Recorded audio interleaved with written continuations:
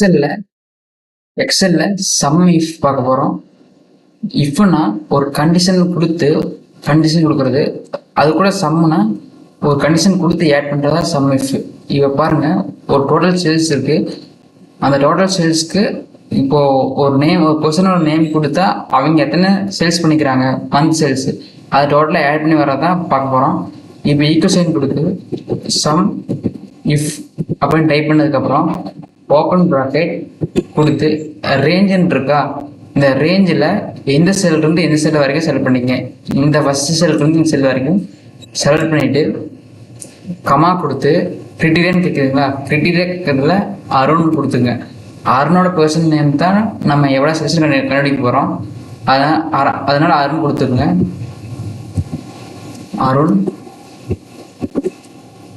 Close bracket. இப்போ கம்மா கொடுத்ததுக்கப்புறம் some ரேஞ்சுன்னு இருக்கா, அந்த சம் ரேஞ்சுனா எந்த வேல்யூஸை ஆட் பண்ண போகிறோமோ அதை சம் ரேஞ்சு. இந்த சேல்ஸ் தான் ஆட் பண்ண போகிறோம், அதனால இதை செலக்ட் பண்ணிங்க ஃபுல்லாக. கொடுத்ததுக்கப்புறம் ஷிஃப்ட்டு க்ளோஸ் ப்ராக்கெட் கொடுத்து என்டர் கொடுத்தீங்கன்னா ஆன்சர் வந்துடும்.